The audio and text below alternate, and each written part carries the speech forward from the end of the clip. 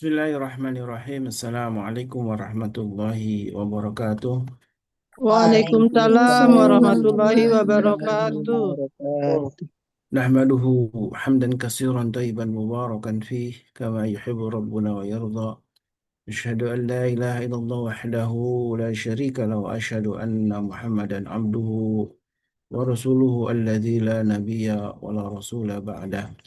Allahumma salli wa sallim wa karim wa barik ala asril anbiya'i wal mursalin سفيعنا ومولانا وقدوتنا وإمامنا محمد وعلى آله وصحبه ومن تبعهم بإحسان إلى يوم الدين أما بعد. Jamaah yang bukan Allah, Alhamdulillah, Wasyukurillah, segala puji milik Allah. Kepadanya kita menyembah dan juga kepadanya kita memohon pertolongan. Alhamdulillah, karena nikmat Allah, di pagi ini kita masih diberi kesehatan, umur yang panjang dan penuh berkah dan juga tentunya nikmat iman dan Islam sehingga kita masih istiqamah dalam kebaikan dan salah satunya hadir dalam majlis ilmu menjadi wasilah mudah-mudahan Allah ridho, Allah cinta dengan kita semua.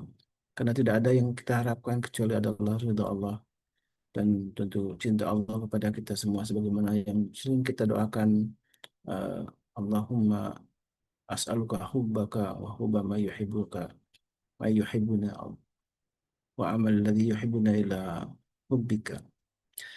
Jamaah Allah di pagi ini tentu kita lupa selalu kita haturkan selawat dan salam kepada Nabi kita baginda Rasulullah SAW juga untuk keluarga beliau dan para sahabatnya dan mudah-mudahan kita termasuk orang-orang yang kelak akan eh, berjumpa dengan Rasulullah SAW dan juga tentu mendapatkan syafaat dari beliau.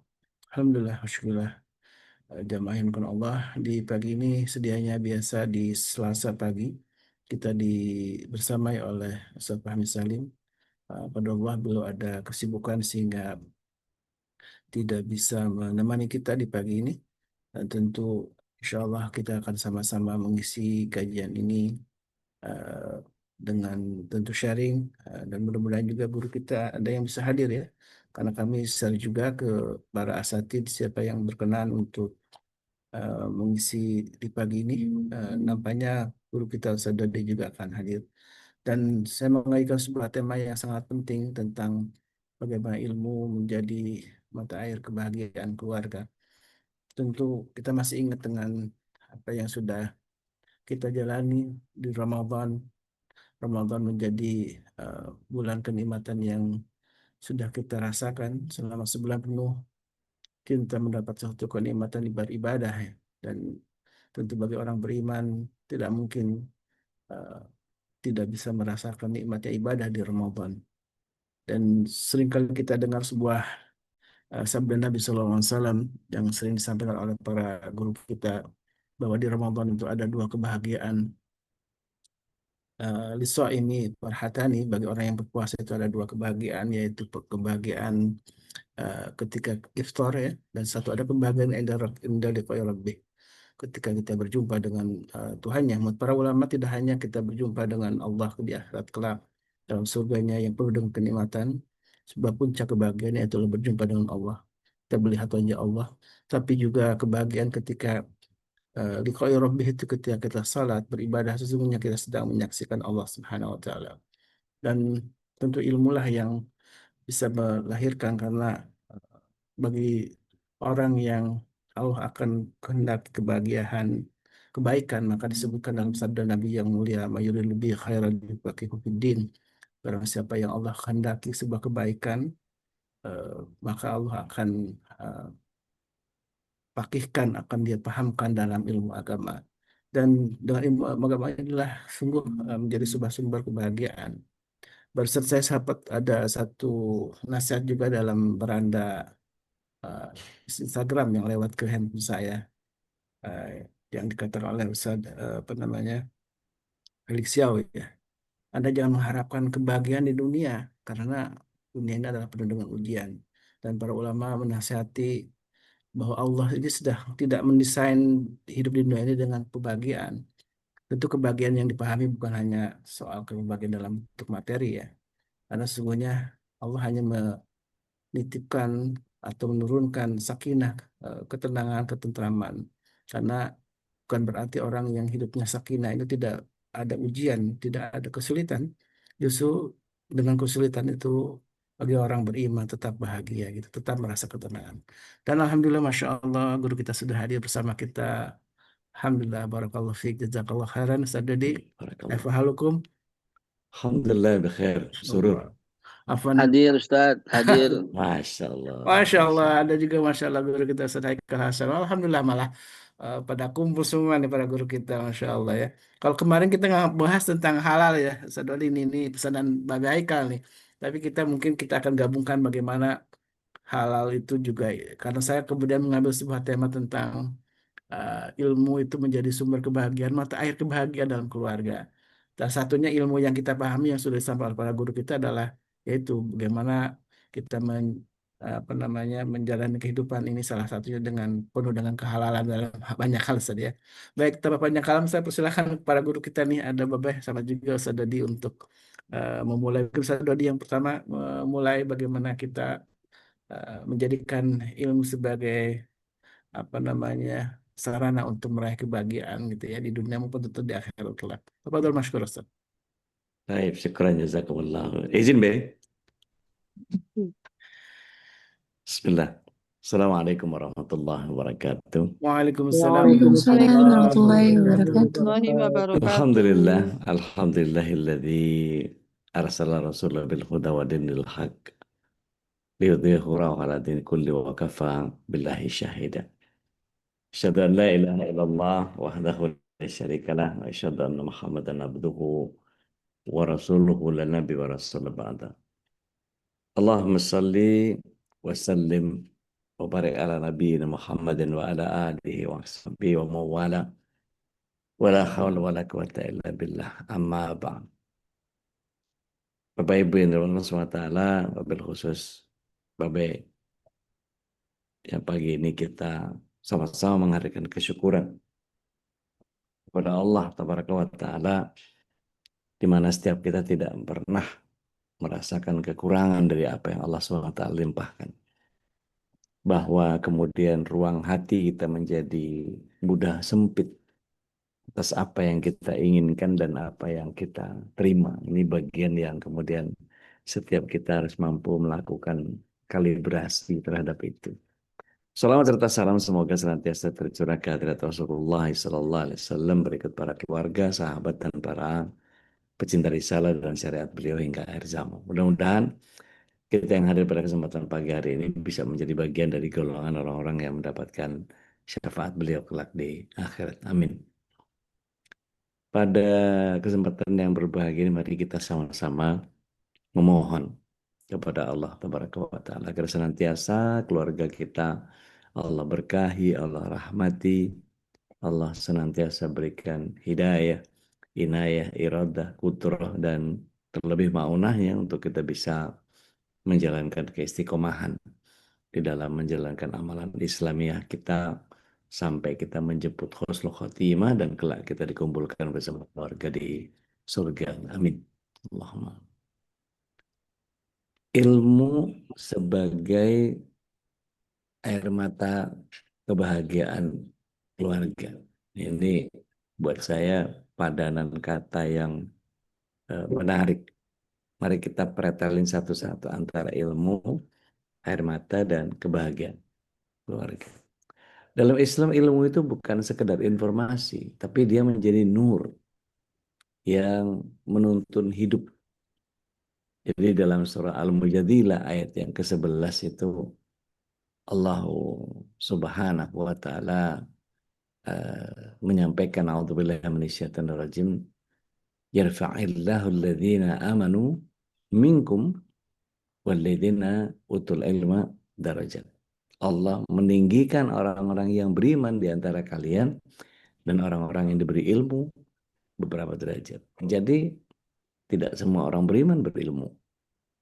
Nah, ini menjadi bagian yang kemudian setiap kita mengupayakan untuk bisa menambahkan ilmu terus-menerus, karena ilmu itu adalah kewajiban bagi setiap kita. Dan ini wajibnya bukan wajib kifayah, wajib ain. Dan kalau bicara tentang ilmu itu, bicara tentang ilmu yang sejatinya membawa kita ke akhirat. Nah, dalam konteks keluarga, ilmu ini menjadikan orang tua bijak dalam mendidik, bukan sekedar marah. Ilmu menjadikan pasangan saling memahami, bukan saling menuntut. Ilmu menjadikan anak beradab, bukan hanya pintar. Jadi rumah ini kalau dikelola tanpa ilmu pasti penuh dengan ego. Rumah dengan ilmu itu penuh dengan hikmah. Nah, sedangkan padanan kata dari air mata ini bahasa hati yang jujur. Jadi air mata dalam keluarga itu bukan selalu tanda kelemahan ya. Justru seringkali air mata ini penyesalan yang tulus. Ada dari air mata itu doa yang tidak terucap.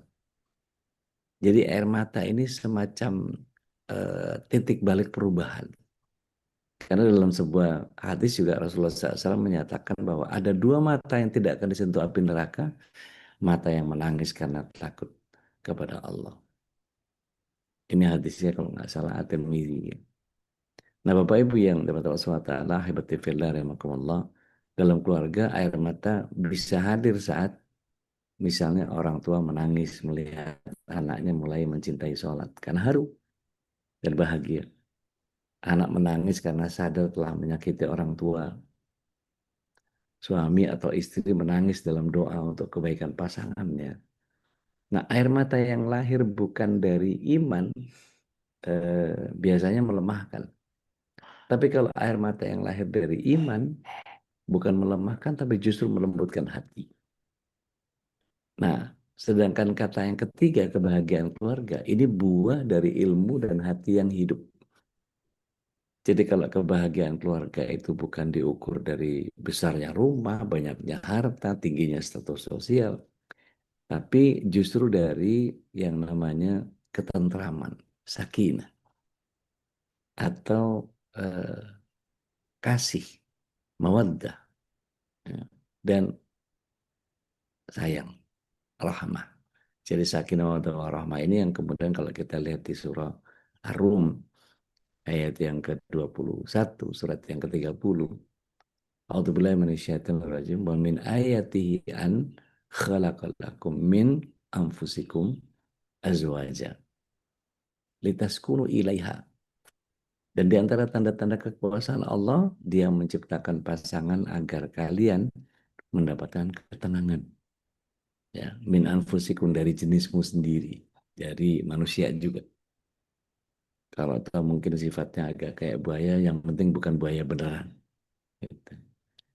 Misalnya dia dibilang kayak setan, berarti bukan setan beneran, dia setan-setanan. Yang penting bukan setan beneran. Gitu.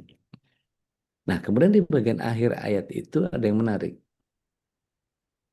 Wa ja'ala bainakum mawaddah wa rahmah inna fi dzalika, sesungguhnya pada yang demikian itu inna fi dzalika la ayatil liqaumi yatafakkarun, ada tanda-tanda kebesaran Allah yaitu bagi orang yang mau memikirkannya. Artinya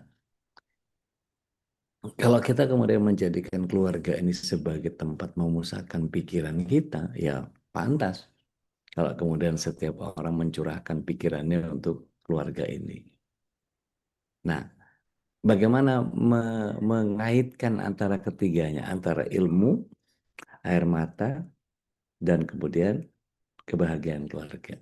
Mari kita lihat bahwa benang merahnya begini. Ilmu itu membimbing sikap. Sikap itu melahirkan kepekaan hati. Sedangkan kepekaan hati itu menghadirkan air mata. Sedangkan air mata itu membersihkan jiwa. Nah, jiwa yang bersih melahirkan kebahagiaan yang sejati. Jadi, kebahagiaan keluarga ini bukan sesuatu yang instan. Dia adalah hasil dari ilmu yang diamalkan dan hati yang terus dilembutkan. Jadi, ilmu itu cahaya yang menuntun langkah di dalam rumah. Mengubah suara tinggi menjadi doa yang lirih. Air mata itu saksi bahwa hati ini masih hidup. Masih hidup merasa, masih ingin kembali kepada Allah. Dan keluarga yang bahagia bukan yang tanpa luka, tapi yang tahu bagaimana kembali saling memeluk dalam ridhonya Allah Tabaraka wa Ta'ala. Jadi supaya tema ini bisa eh, bermanfaat buat kita, lakukan hal-hal sederhana. Luangkan waktu belajar agama bareng-bareng, meskipun cuma 10-15 menit. Gitu. Kita datang ke kajian eh, bareng-bareng sekeluarga. Gitu. Meskipun anaknya mungkin main, mungkin dia lari-lari sana sini gitu ya. Tapi pastikan dia ada di lingkungan yang benar-benar nyaman buat dia. Biasakan doa bersama, terutama setelah sholat. Nah, nanti Mbak B punya kiatnya nih untuk bisa melakukan itu secara rutin. Kemudian bangun budaya saling meminta maaf dan memaafkan. Yang terakhir, jangan malu menangis dalam doa, karena itu tanda hati kita masih terhubung. Nah, gitu kira-kira tuh kalau dari saya. Mangga Beh, mohon dikoreksi kalau ada bagian yang saya terlalu idealis kalau kemudian saya sampaikan seperti itu. Nggak Tafadhol. ada, Ustaz. Saya, Astagfirullahaladzim, ini mohon maaf, lagi beberesan, lagi jalan sana Siap, sini, siap, sana sini, siap, siap. karena saya jam 7 mengatakan kepada para staf, kayaknya 1 minggu kurang kita rapat, kita bertemu, kita kerja kurang gitu. Kita nggak mungkin bisa menambah hari Sabtu, kalian lagi kerja, lagi sama keluarga, untuk saya tuntut bekerja, nggak mungkin. Jadi saya minta kesediaannya masuk jam 7 saja, mau nggak gitu. Subhanallah, staf-staf saya bersedia masuk jam 7, Ustaz. Masya Jadi, Allah, Masya Allah, Masya jadi Allah. jam-jam segini nih kita lagi beres-beres, lagi Siap. pakai baju, lagi segalanya, tapi insya Allah sambil mendengarkan terus. Jadi Alhamdulillah Ustaz. Jadi saya minta kemarin sama Ustadz Khalis ketika beliau biasa hari Jumat, Sabtu suka WA, apa ya Tat, topiknya gitu. Maka saya mulai dari kata-kata, yuk coba deh, apa namanya, ketahuilah bahwa Allah kan nggak akan terima doa kita kalau makanan kita itu nggak halal gitu. Ya, Dari mana kita tahu, dari mana kita nggak tahu, ya ya waspada dari situ. Awal mula dari situ semua gitu loh. ya, Eh Segalanya lah awal mula dari situ. Dari keluarga kita start gitu kan. Kita ingat bahwa Abu Bakar Siddiq radhiyallahu anhu ketika eh, salah satu hadamnya, pembantunya itu memerahkan susu dan kemudian menyajikan kepada Abu Bakar, tiba-tiba Abu Bakar Siddiq muntah begitu. Kenapa kok Abu Bakar Siddiq kok muntah gitu loh? Dipanggillah pembantunya, ditanya, kamu di susu yang mana ini kok saya muntah gitu kan? Iya ada kambing lewat, bagus banget susunya. Kambing, kalau kambing warna hitam itu kan susunya kan nomor satu tuh paling bagus. Mungkin ya itu asumsi saya yang lewat hitam, tapi memang kambing hitam itu luar biasa. Kalau hitam polos itu susunya bagus sekali. Jadi diperes lah sama pembantunya daripada Abu Bakar Siddiq. Dan ternyata Abu Bakar Siddiq muntah gitu ya. Eh, Lihatlah suasana seperti ini. Ini bukan terjadi pada Abu Bakar Siddiq saja, seorang gitu loh. Orang yang ya, membiasakan makanan yang halal, saya jamin muntah. Beneran. ya, Saya tantang Bapak Ibu sekalian, cobain deh begitu. Dan kalau nggak muntah, beristighfarlah kepada Allah. Ada yang salah dengan hidup Anda. Karena saya ngalamin, Ustadz. ya, Dikasih kopi jenderal sama seorang teman. Dan teman ini adalah sahabat seperti saya, Maksud Kholis ini sekarang. Ya, orang itu yang mengantar saya setiap hari dalam berceramah. Di sebuah radio. Jadi ya, saya percaya dong sama orang itu. Gitu. Orang itu yang mengantar saya, kayak Ustadz Khalis persis, moderator gitu. Di sebuah radio dalam menyiarkan Islam. Lalu kemudian tiba-tiba kita lagi di tempat warung kopi, Ustadz Khalis versi Ustadz Khalis versi radio itu, Tat kita minum kopi dulu Tat, yo minum kopi dulu, saya juga lagi nunggu gitu kan. Kopi apa? Di sini langganan saya kata dia. Ini Tat kopi yang enak nih Tat, namanya kopi jenderal gitu. Namanya kopi jenderal. Oh ya deh, saya juga mau gitu loh. Tiba-tiba begitu saya mau minum, kok saya langsung mual. Padahal kopi begitu. Begitu saya cicipi sedikit, aduh, ini ternyata kok mulut saya nggak sanggup untuk menelannya gitu. Dan ternyata betul saya termuntah-muntah dengan itu. Baru kemudian saya dedesin, saya interogasi, apa ini sebenarnya? Saya panggil karyawannya. Ini ternyata kopi Jenderal itu adalah kopi dengan campuran whisky. Gitu. Saya tuh nggak nyangka Ya. sama Ustadz Kholis versi radio itu. Ustadz maaf ya, Tat. Saya menghindari menyebut namanya. Ya, nggak menyangka begitu loh. Akhirnya dengan santainya Ustadz dia berkata, santainya dia berkata gini, sini jangan sayang, saya habisin. Memang kopi itu mahal sekali ya. Justru mahal bikin saya penasaran. Mana ada kopi secangkir 100.000 gitu loh. Starbucks yang paling mahal aja cuma 64.000 gitu loh. Ini secangkir 100.000, saya enak apa gitu loh. Saya enak apa? Seperti kopi luwak begitu. Rupanya kopi dicampur dengan whisky. Nah, sahabat, nauzubillah summa nauzubillah, kalau umpamanya untuk menganggap diri bersih, suci, nauzubillah summa nauzubillah.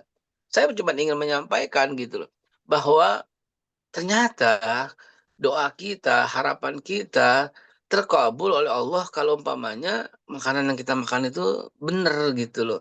Maka betul-betul ada laknahi dalam sebuah hadis Nabi untuk soal makanan, la tusaib illa mu'min. Tapi masih yang satu bawahnya. Oh, dilipat aja.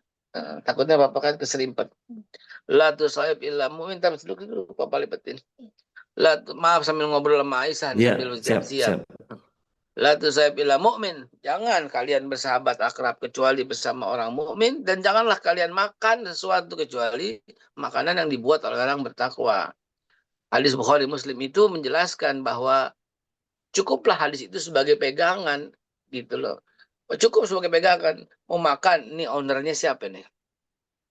Nggak kenal gue gitu kan. Ya udahlah, entar dulu deh gitu kan. Nih ownernya siapa? Sampai kayak gitu. Bayangkan. Dan teman-teman sekalian, 4F yang menjadi yang momok dunia itu nomor satu tuh food ternyata kan. Ya. Industri yang menghasilkan multi-million dollar. Nggak apa-apa, Papa pakai ini kok. Bapak pakai ambil ya. Papa nggak ngeliatin muka Papa. Kan Papa juga lagi mau pakai baju. Tuh macam siapa? Apa? Biasa kamu pakai itu? Oh iya bagus. La tusahib illa mu'min. Maafkan sambil ngobrol sama anak ini Ustaz, ya Allah. Siap, siap, Be. Santai, Be. Jadi eh jangan bersahabat akrab kecuali sesama mukmin, jangan makan makanan kecuali yang dimasak oleh orang bertakwa. Ternyata kalau kita terapkan, kita menjadi raksasa. Karena apa? Karena yang disebut Freemason lah, yang disebut industri apalah, semuanya entertain tertinggi di dunia, termahal di dunia, yang paling mendatangkan itu F1 tuh food gitu loh. Ya. Dan food itu ya termasuk di dalamnya drink tentu ya, termasuk di dalam satu paket itu ya. F&B ya. Iya, itulah. Jadi ayo deh teman-teman sekalian deh, perhatikan deh apa yang kita makan deh. Semenjak ditunjuk oleh Bapak Prabowo, saya tuh benar-benar mendalami gitu loh. Mendalami dan terus mendalami. Subhanallah banget ya, Pak Prabowo kok sampai sebegitunya memperhatikan makanan ya gitu. Sampai mana ada presiden di dunia yang mengatakan saham itu judi. Itu kemarin dikatakan Ustaz, viral itu, cuman tertutupi oleh yang lain gitu ya, viral. Saham itu jual beli saham itu judi, kata Pak Prabowo itu. Memang dia nggak punya saham dimanapun gitu ya, dia pengusaha. Jadi soal makanan juga gitu loh. Yuk kita perbaiki soal makanan dari awal di keluarga kita, dan cukupkan ilmu yang tadi disampaikan. Maaf saya menyinggung yang kemarin sejenak. Maka inilah yang akan mendatangkan kebahagiaan. Dan betul kata moderator kita, kata Ustadz Khalis barusan gitu loh. Apa itu, one of the reasons saya resign dari salah satu. Iya memang betul sekali. Hati-hati kalau minuman keras itu ada 90 cabang itu yang nganterin, yang nunjukin, yang labelin, Iya. yang sajiin, yang tanda tanganin, yang temenin, Yang yang nuang, apa yang semua, bikin. yang nuangin, yang bikinin, yang nunjukin tuh di sono tuh itu kena semua itu ya. Saking nggak bolehnya, hati-hati. Dan setuju resign dari tempat yang seperti itu. Allahu Akbar. Jadi benar apa yang tadi semua disampaikan bahwa mungkin itu membahagiakan sebagian orang, mungkin itu enak bagi sebagian orang, mungkin kita kepengen mencoba gitu. Mungkin kita apa dan ya memang semuanya itu memang diharamkan karena Allah juga pengen tahu. Sebab ketika Anda minum nggak merugikan Allah, nggak menguntungkan Allah, nggak ngepek ke Allah. Orang bilang nggak ngepek ke Allah gitu kan. Sama sekali nggak ngepek. Buat dirimu eh, ya mungkin katanya sedikit manfaatnya tapi lebih banyak mudorotnya.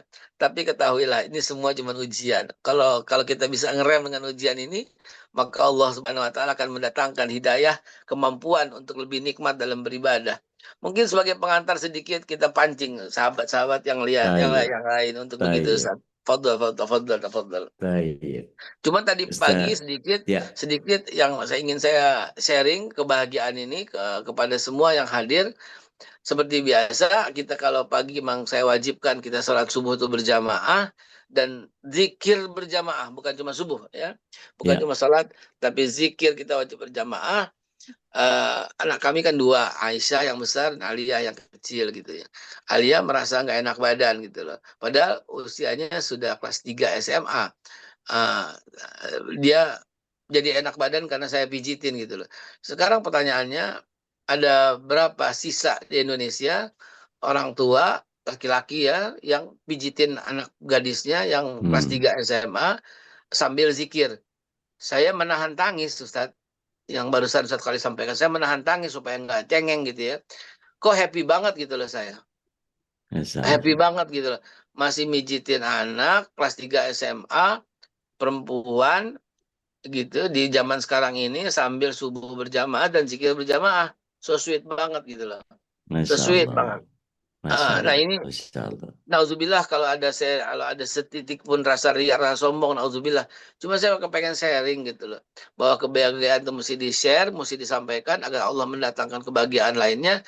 Yuk, kita bisa kok begitu semua. Dan kalau sampai dalam posisi begitu, inilah yang disebut sakinah, mawadah, warahmah. Sebuah Masya doa Allah. yang nggak pernah saya lupakan tiap pagi. Allahumma anzili rahmataka ilaina minas sakinah, mawadah, warahmah, wal akhlakul karimah, wal ibadah, wal istiqomah, ila yaumil qiyamah.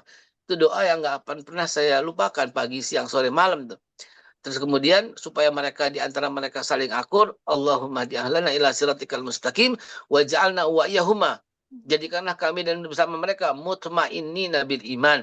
Ketentraman dalam iman itu paling enak. Paling enak. Masya Allah. Saya tulis besar-besar di tembok, berdebat itu susah, miskin, melarat gitu loh. Kenapa? Karena perdebatan dalam keluarga itu sama sekali nggak pernah dibenarkan, bahkan dicela oleh Rasulullah SAW. Berdebat itu adalah membawa Sallallahu kehinaan. alaihi. Masya Allah Allah. alam bisawab. Masya Silakan Allah. tafadhol untuk pertanyaan yang lain. Tayyib. Mangga, Mbak Dian. Insya Allah, Pak. Alhamdulillah nih Bapak Haikal di yang Hah? sudah memberi inspirasi pagi ini ya, jamaah yang bukan Allah. Tentu Ya, ini mama aja deh, papa nggak pegang lagi. pagi yang sungguh membahagiakan ya, Itu bisa ada nggak? dibersamai oleh duet Ustadz Dodi dan juga Bapak Haikal. Meja ada nggak? Silakan jamaah, ini waktunya kita untuk berbagi rahmat, sharing atau mungkin bertanya silakan. Bu Dian Bekasi silakan. Tadi sudah resen lebih dulu ya. Iya, terima kasih Ustadz Holis. Assalamualaikum warahmatullahi wabarakatuh. Waalaikumsalam. Ini kebetulan ada Babe nih, orang nomor 1 di BPJPH. Pertanyaannya jadi khusus buat Babe. Sebagai pendamping halal nih Be ya. Saya tuh kan kemarin sesuai saran dari Ustadz Saifullah, kalau kita mapping orang-orang terdekat kita gitu. Kebetulan di dekat rumah tuh kan banyak UMK. Nah, ada salah satu orang teman saya yang nolak bikin itu sertifikasi halal. Karena katanya apa? Negara kita tuh udah nggak punya duit, Bu, katanya gitu. Terus ujung-ujungnya nanti kita ditagih pajak. Nggak gitu juga, setahu aku juga pengalaman di accounting ya dulu, waktu kebetulan ini nih sekantor sama Ustadz Dodi. itu kan pajak tuh ada hitung-hitungannya, mana yang kena pajak, limitnya mana yang enggak. Cuma karena udah lama jadi lupa tuh hitung-hitungannya kayak gitu. Apa itu bener gitu, Babe?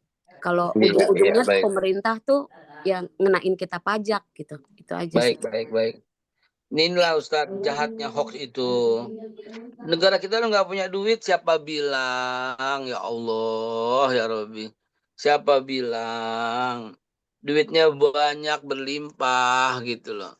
Astagfirullahaladzim. Itulah hoax yang nauzubillah min zalik. Tadi Ustadz Khalis menyebut satu nama Ustadz ya. Katanya lewat di Instagram Ustadz F gitu ya. Ya Ustadz Khalis ya tadi ya. Iya, Ustaz. Itu salah satu penyebar hoax. Salah satu penyebar hoax itu beliau. Beliaulah yang mempopulerkan bahwa Indonesia membayar 1 miliar US dollar atau 17 triliun. Bohong. Dan saking bohongnya, mohon maaf banget. Ini ketololan yang luar biasa. Daftar penyumbang itu ada di internet. Dibuka, tidak akan pernah ada nama Indonesia menyumbang. Semudah itu gitu loh. Semudah itu. Amit-amit kata presiden menyumbang itu. Ngapain nyumbang, mereka ngapain? Mendingan buat kasih makan rakyat saya gitu loh. Kok tega-teganya mengatakan Indonesia menyumbang sampai sekarang itu, sampai detik ini saya berbicara di sosial media masih mendengar Ustadz F itu gitu loh. Nggak, Indonesia tuh menyumbang Israel, Indonesia tuh menyumbang BOP, Indonesia tuh menyumbang. Tidak ada, wallah wabillah tidak ada. Ini kejahatnya hoax. Begitu juga apa yang disampaikan oleh Ibu tadi. Indonesia tuh sedang nggak punya uang. Siapa bilang? Nggak ada urusan seperti itu. Bensin kita tuh nggak naik. Gitu. Kalau umpamanya cabai naik misalnya sekarang Ibu merasakan, itu bagian daripada dampak berkurangnya di pasar karena petani-petani sekarang lagi happy karena semua cabainya diborong buat MBG. Wortel naik karena diborong oleh MBG. Kangkung naik diborong semua. Jadi yang menikmati kenikmatan kekayaan itu pertama kali terjadi pada petani, ikan nelayan, petelur yang sekarang sedang naik tingkat kehidupannya karena barang-barangnya semua dibeli oleh negara. Yang tadi tidak dibeli, akhirnya banyak kan di pasar-pasar kan yang dibuang-buangin itu. Jadi ya tidak ada masalah seperti yang dibicarakan. Ini negara kita lagi nggak punya duit, jadi akan memajakin kita. Astagfirullahaladzim, tidak akan terjadi.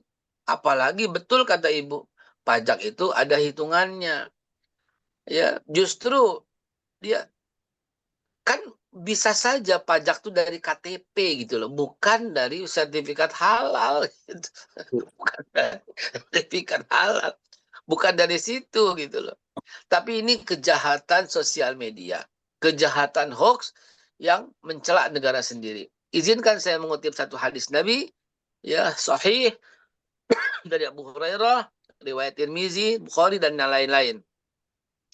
Barang siapa yang menghina pimpinannya, kepala negara dalam hal ini, Amir, maka sesungguhnya Allah akan menghinakannya. Bayangkan itu. Jadi, ini karena minan hidayah daripada Allah, ketika saya aktif berdakwah luar biasa, dan orang katanya, Babe itu suka menghina Presiden Jokowi, akhirnya saya tantang untuk memberikan uang 1 miliar rupiah. Kalau 100 miliar, 1 triliun, adalah bohonglah. Ini saya katakan dengan tuntas di televisi dan di beberapa podcast. Saya bayar 1 miliar rupiah. Kalau ada ucapan saya memaki Presiden Jokowi atau sebelumnya, atau salah seorang menteri, atau salah seorang anggota DPR, atau salah seorang partai, saya akan bayar 1 miliar rupiah dari semua ribuan ceramah saya kalau ada yang demikian. Dan alhamdulillah sampai sekarang itu tidak ada. Jadi ketika saya katakan hadis ini di sebuah sosial media, orang ramai mencela. Alah si Babe itu dulu paling sering menghina Presiden Jokowi. Saya katakan demi Allah saya bayar 1 miliar kalau saya berani menghina orang. Lagi-lagi saya hubungkan dengan kejahatan sosial media yang ternyata ada yang mengubah lips itu, bibir itu sehingga saya menghina dan mencela presiden. Ternyata aslinya ketemu tidak seperti yang disebarkan sosial media. Sekali lagi, kejahatan ini semua saya banyak kehilangan teman karena sosmed, karena mereka termakan oleh fitnah gitu loh. Tanpa tanpa ada kecerdasan sedikit pun untuk mengcross check begitu. Jadi saran jawaban saya, Bu, itu bohong, itu hoax. Kalau tidak halal, yang rugi adalah dia sendiri, karena percaya saya nggak akan dibeli oleh masyarakat. Ya, halal adalah simbol kepercayaan untuk meningkatkan customer dan satisfaction. Ya, kurang lebih kayak begitu. Ini saya sambil pakai baju ini, mohon maaf ini. Baik, baik. Bude Darmi, monggo. Terima kasih Ustaz. Bismillah. Assalamualaikum. Waalaikumsalam warahmatullahi wabarakatuh. Tadi saya ketika dengar Babe begitu dekat dengan anak perempuannya harga SMA, saya jadi ingat ayah saya, bapak saya. Allah Akbar, Allah Akbar. Allah Dia Akbar. sudah wafat 23 tahun lalu. Saya tuh Astagfirullah. memang dekat sama bapak ya, abah saya manggilnya abah ya. Jadi memang Ustaz, seorang ayah itu memang benar-benar harus dekat dengan anaknya, baik perempuan laki-laki. Saya tuh kalau sakit dulu tuh sambil beliau salat gitu ya, biasalah saya dipijitin, diurutin gitu ya. Jadi abah saya tuh santun banget gitu sama anak itu, dia punya panggilan kesayangan gitu ya. Jadi memang seorang ayah itu benar-benar memang apalagi anak perempuan ya, kudu banget gitu loh deket sama anaknya, jadi membentuk kita. Saya nggak bilang saya kuat banget ya, saya jadi seperti ini karena memang tempaan bapak saya ya. Abah saya itu cuma lulusan SD Ustadz, dia pegawai negeri pun dia ijazah SD-nya persamaan ya, tapi dengan walaupun pendidikan dia tidak tinggi kayak orang-orang di masyarakat, di tempat kerja, setiap saya ketemu orang yang kenal bapak saya atau abah saya itu, dia tuh orang yang dia jujur. Saya sampai sedih, saya sedikit tuh. Allahu Akbar.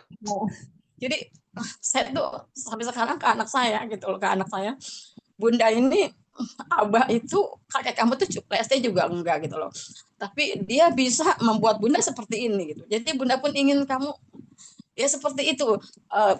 Bunda ingin seperti abah gitu, bisa mendidik kalian gitu menjadi orang-orang berhasil. Karena benar Ustaz, saya setuju banget, seorang ayah, seorang abah itu memang anak perempuan tuh memang kudu wajib didekati, disembuhkan dengan abahnya. Makasih Ustaz. Iya. Saya jadi berteman dengan abah saya. Assalamualaikum warahmatullahi wabarakatuh. Assalamualaikum. Inilah Ustadz Khalis, diperhatikan Ustadz Khalis sebagai yang memegang kendali. Apa namanya?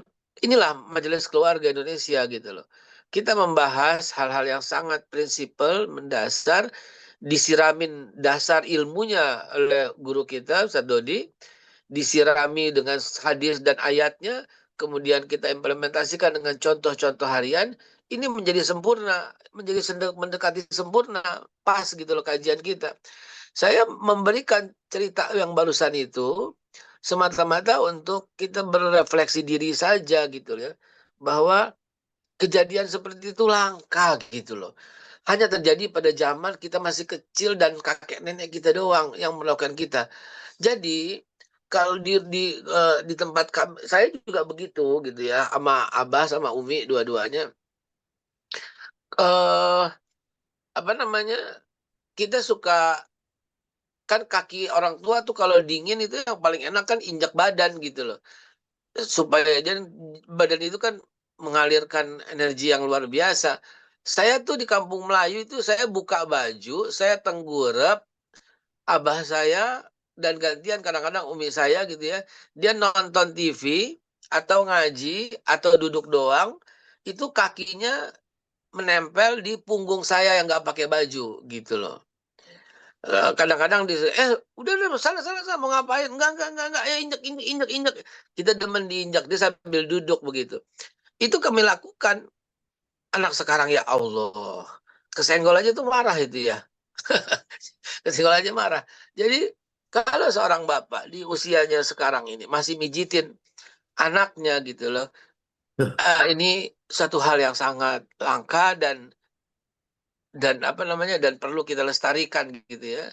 Karena betul apa kata Nabi Muhammad SAW, kullu mauludin yuladu alal fitrah fa abawahu yuhawidanihi aw yunasiranihi aw yumajjisanihi gitu.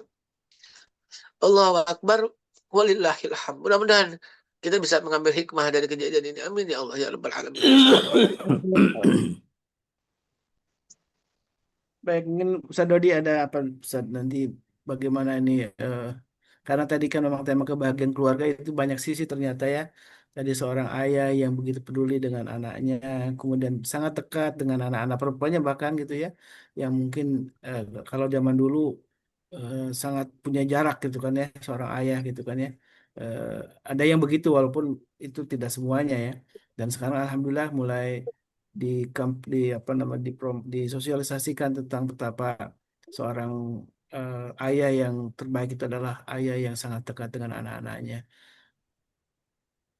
Teh Nadia silakan. Turun. Assalamualaikum warahmatullahi wabarakatuh. Waalaikumsalam. Salam warahmatullahi wabarakatuh. Saya kepancing nih, tadinya mau dengerin aja soalnya ini bikin berair mata dari awal sampai akhir gitu ya. Saya ingat Umi saya sama ayah itu berbeda ras. Umi keturunan Cina Betawi, ayah Jawa Arab, Semarang Arab. Tapi cintanya itu melekat ke anak-anak. Mereka tidak pernah menunjukkan keributan di depan kami, meskipun perbedaannya banyak, perbedaan pendapat pasti banyak. Mereka kompak banget gitu dari dulu sampai sekarang. Kalau pokoknya yang saya paling ingat adalah setiap jam 3 kompak bangun bersama, saling bantu, sholat, ngaji, itu yang selalu ada di dalam hati saya. Jadi kalau kalau saya sih kayak nggak bisa gitu ngelihat orang ribut berantem, karena memang orang tua saya menerapkan itu. Apapun masalahnya, kita nggak boleh ribut, nggak boleh rame, tetap terimakan semua kekurangan itu indah, kata mereka. Jadi mau keadaan apapun, kita kan namanya manusia ada naik turun gitu ya. Tapi dengan berkumpul sama keluarga, terus ngelihat ayah sama Umi, ya qadarullah, ayah kan udah meninggal dari tahun 2015 ya. Umi itu ngerasa kayak kurang gitu, kayak sepatu kurang sebelah lah gitu ya. Jadi kayak sendirian gitu. Ya, jadi denger bude itu bener banget, itu ayah nempel. Ayah seneng banget mendidik anaknya. Jadi kamu sekolah yang bener, belajar yang bener, dan praktekkan. Jadi bukan cuma sekolah yang penting, tapi prakteknya gitu ya. Gimana cara kita menerapkan kasih sayang sesuai dengan yang Rasul ajarkan sama kita. Itu nempel banget. Alhamdulillah gitu, mudah-mudahan bisa jadi pelajaran buat kita semua. Keributan, kemarahan, dan perbedaan pendapat itu ya gimana ya, bukan buat diributin gitu maksudnya.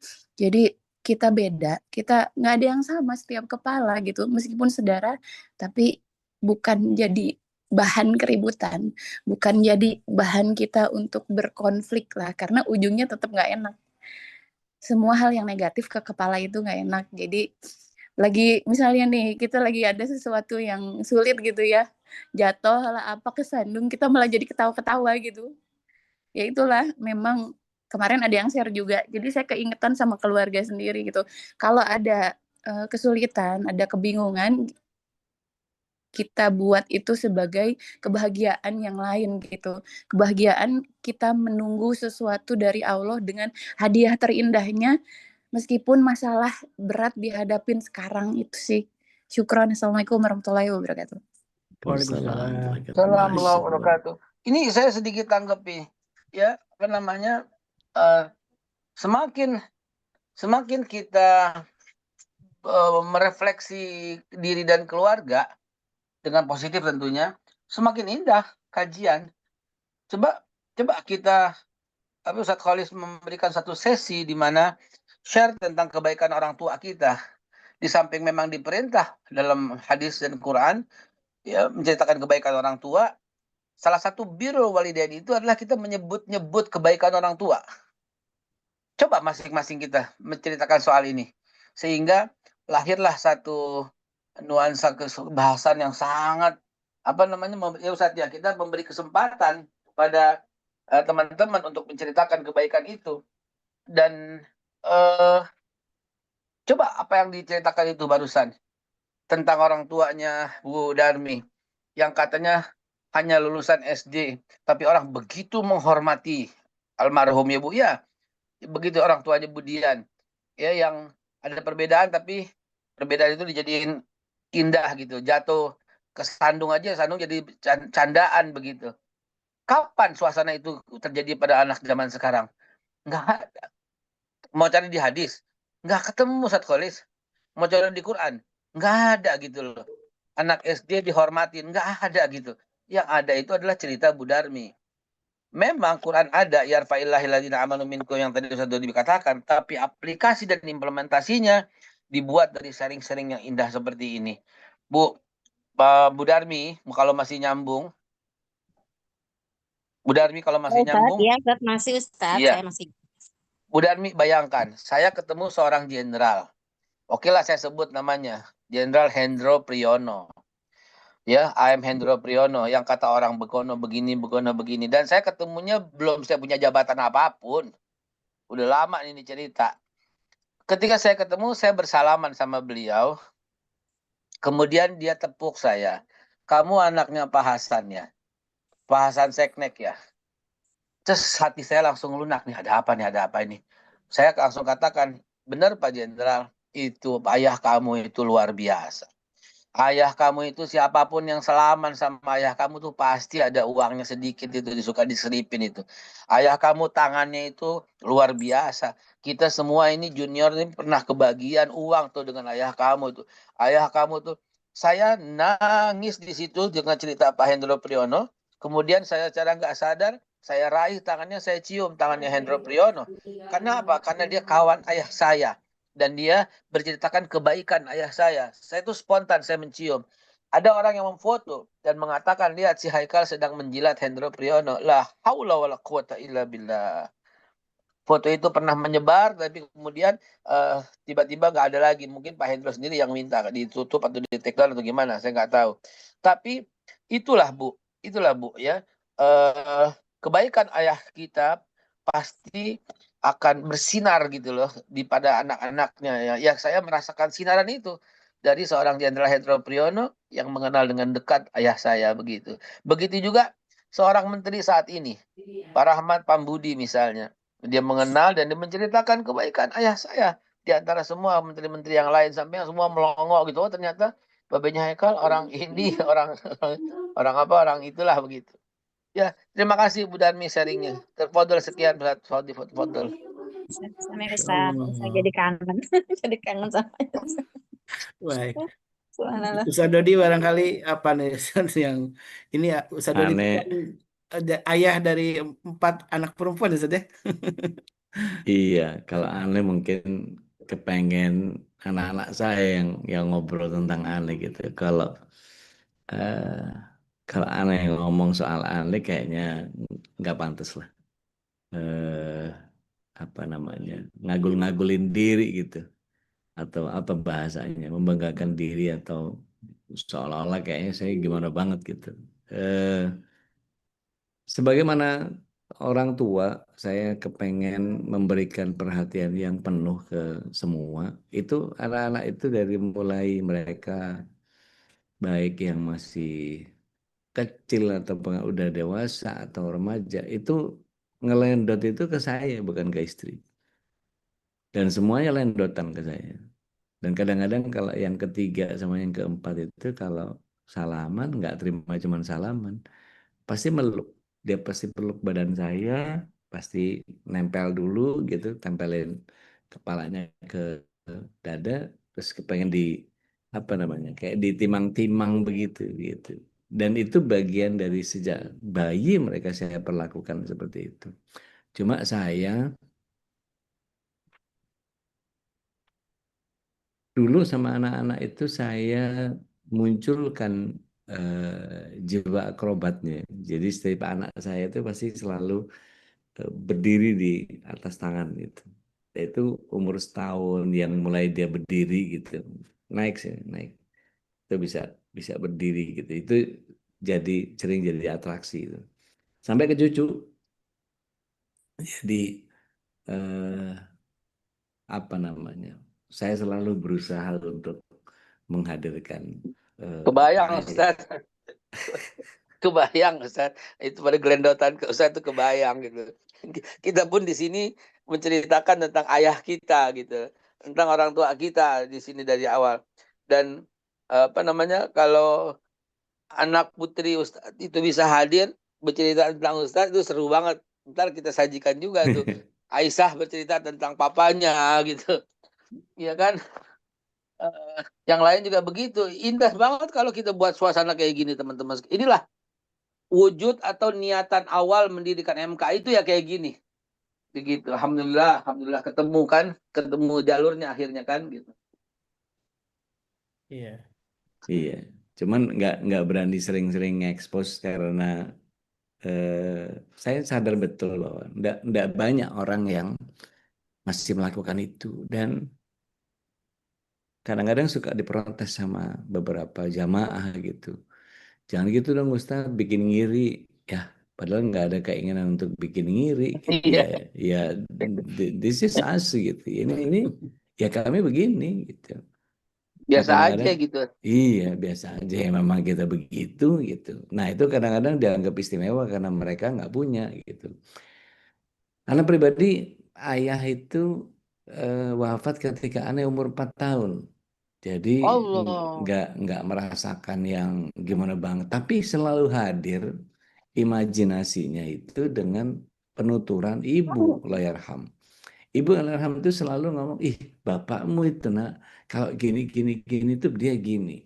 Oh dulu bapakmu pernah gini. Jadi isinya kehidupan kami itu ada bapak, tapi dalam kisahnya ibu. Dan itu wow, luar luar biasa sih.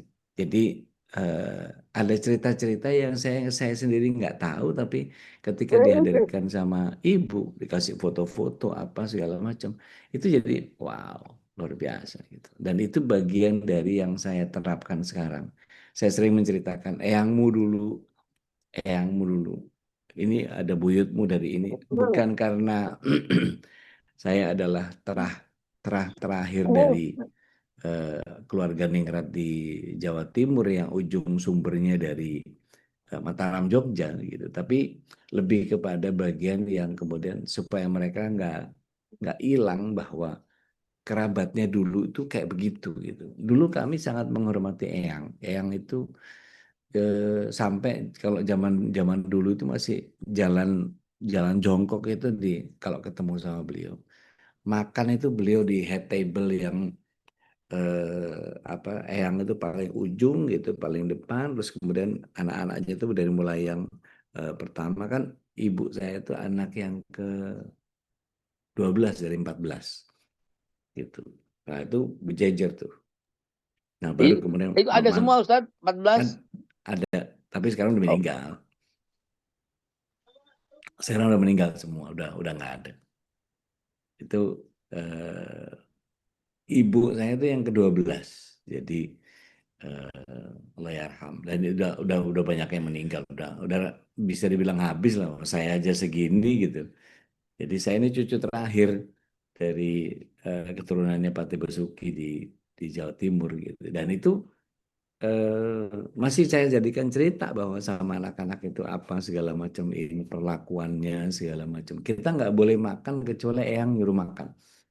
kita kita anak-anaknya tuh ada di belakang ibunya gitu, duduk di bawah gitu. Seru itu kalau kalau ngebayangin gimana suasana dulu tuh. Karena memang rumah rumah di Jember itu yang sekarang jadi depannya GNI itu memang gede banget gitu, dan itu menjadi zaman Belanda itu Allah rata-rata karim. persil-persil tebu yang ada itu keluarga kami semua, Be. Jadi rumahnya yang plafonnya 5 meter apa segala macam, yang kamar mandinya 7 meter jadi kayak kolam renang gitu. Itu keluarga kami semua gitu. Jadi masih family semua gitu. Masya Sepupu-sepupu Allah. gitu. Ada satu hal dari apa namanya, dari cerita Abah Umi yang membuat saya selalu terkesan sampai detik ini yang nggak pernah saya lupakan dan saya contoh, saya tiru, saya benar-benar saya copy paste dari Abah itu adalah begini.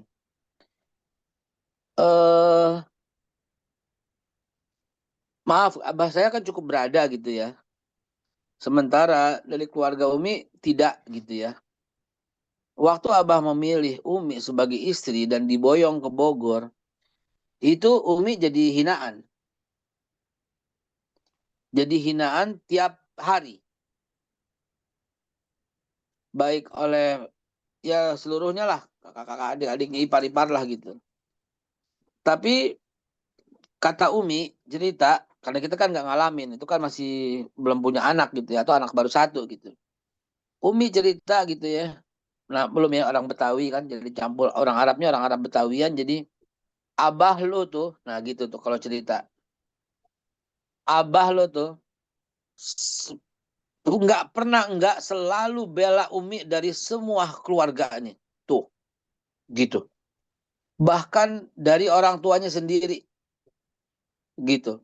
Pernah ketika Umi di apa namanya diledek, diapain gitu ya, walau dalam keadaan nggak berada, abah lu tuh bawa Umi ke hotel dan pindah-pindah hotel saking nggak mau Umi kesel gitu.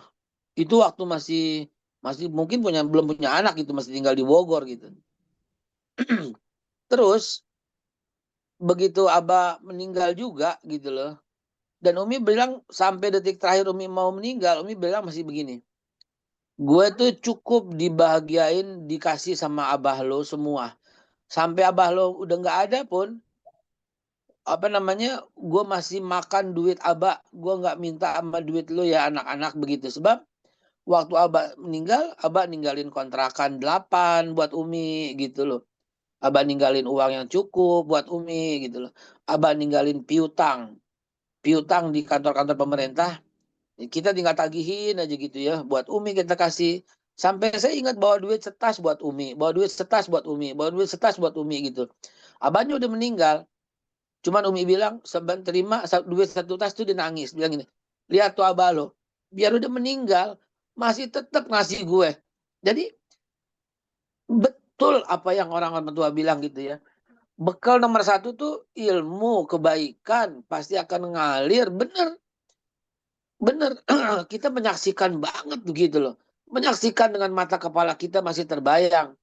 Walaupun udah meninggal, kata Umi, abah tetap ngasih nafkah.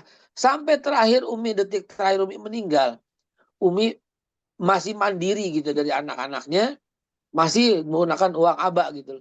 Begitu Umi meninggal, kita lihat baru uang dari abah habis. Dan itu jaraknya 10 tahun, Ustadz.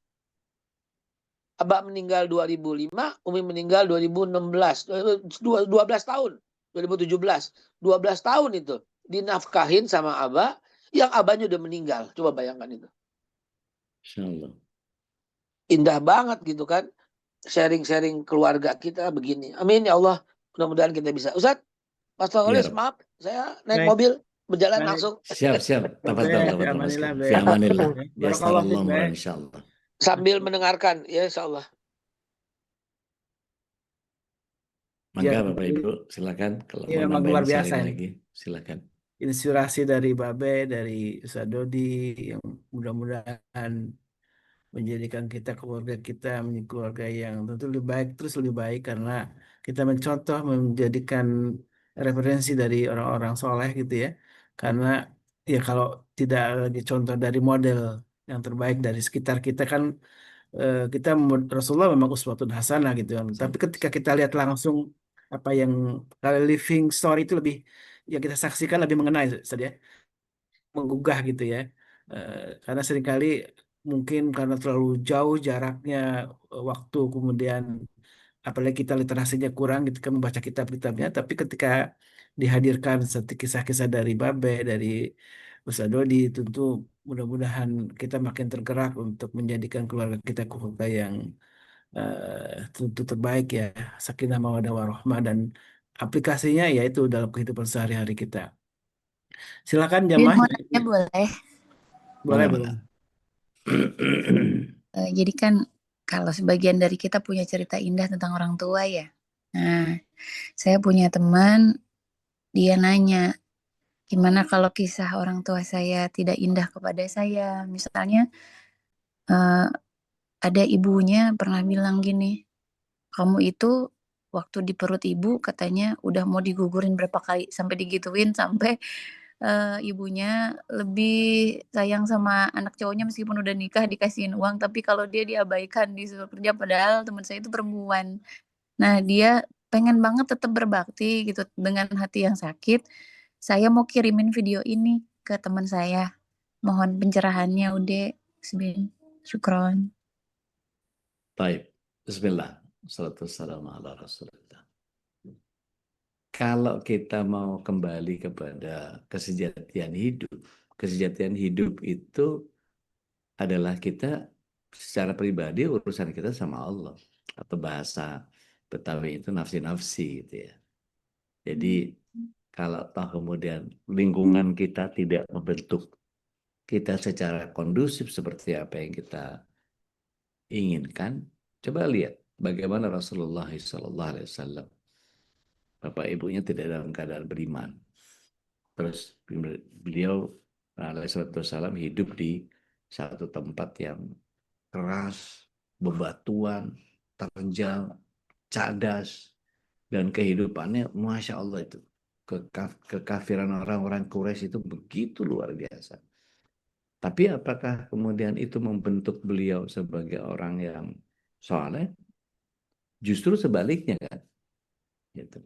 Artinya ketika beliau memang Allah SWT desain sampai betul-betul menjadi cikal bakal orang soleh yang menjadi insan kamil begitu ya. Ini bagian yang kemudian setiap kita jadi mesti kembali kepada kesejatian hidup kita. Kita nanti akan mempertanggungjawabkan kita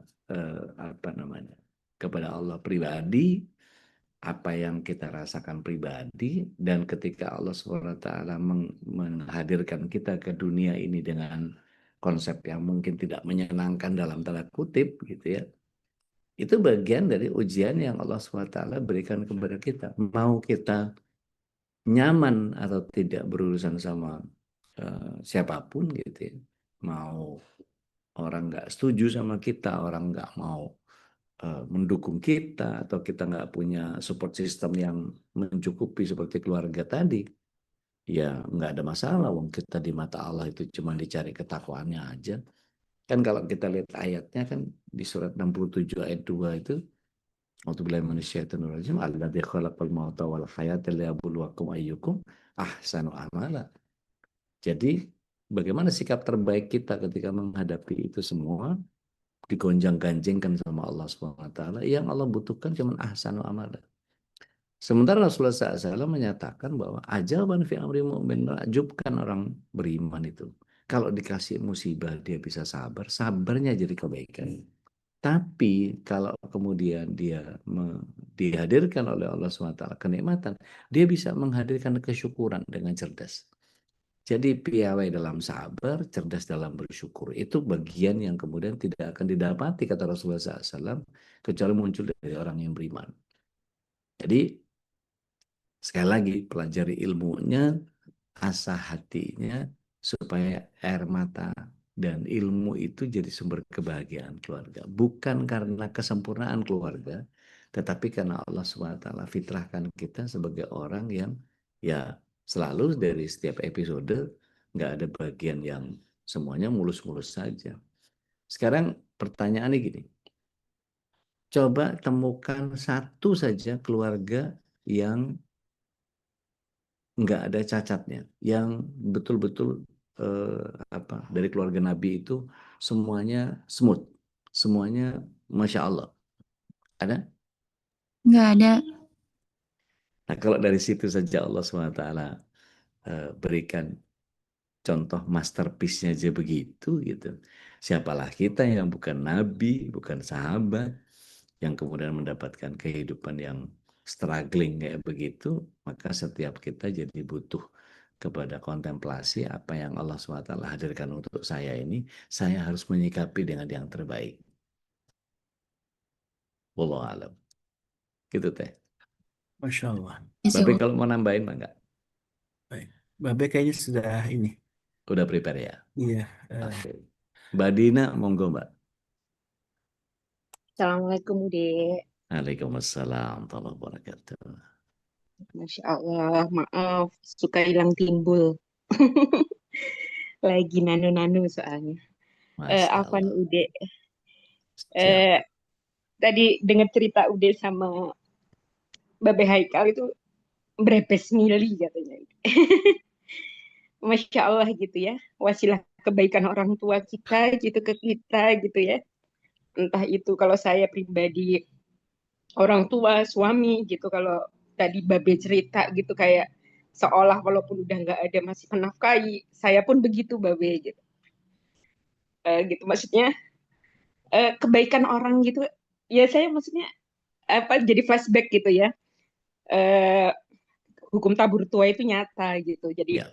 apapun sekecil apapun kebaikan yang pernah kita tanam gitu, insya Allah gitu kita akan menuainya.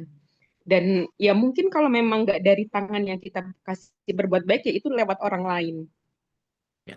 Dan alhamdulillah gitu ya dengan fase yang mungkin hari-hari kami yang nggak mudah ini gitu, itu masya Allah gitu Ude gitu, maksudnya selalu dimudahkan apapun itu gitu. Walaupun Dina kemarin sempat drop chemo brain, sempat bolak-balik masuk rumah sakit gitu kan. Jadi tapi masya Allah gitu, pertolongan Allah itu nyata gitu. Tiba-tiba Dina dikenalkan dengan asatid yang baru, tiba-tiba Dina disuruh apa dikasih apa kalau kata dari ustadz ke kita gitu apa istilahnya udah aku lupa. Jadi kayak mendawamkan Ijazah. suruh ijazah gitu. Ijazah. Jadi dari ijazah jadi umi dari ini gitu kan, dari bib novel gitu maksudnya suruh perbanyak istighfar, perbanyak ini gitu. Maksudnya cara Allah memeluk kita gitu. Cara Allah memeluk kita itu ya benar-benar dari kebaikan pendahulu-pendahulu kita. Saya apa sih Dina nih gitu. Jadi saya mungkin Allah nolong Dina ini karena kebaikan orang tua Dina, kebaikan almarhum suami Dina gitu yang masya Allah gitu di kala hidupnya Dina banyak belajar dari beliau-beliau yang mungkin tadi Babe cerita tuh nyata Dina juga ngalami seperti itu gitu. Dan masya Allah gitu Ude sampai tadi pas Ude sampaikan yang terkait sampai nanti suatu hari kita nafsi-nafsi gitu ya apa yang akan menjadi tanggung jawab kita itu yang Dina paling takut saat ini Ude, entah gitu saat setelah habis kemo 3 itu yang Dina rasain, yang Dina di kepala Dina itu sekarang bagaimana Dina menyiapkan kematian Dina nanti gitu ya.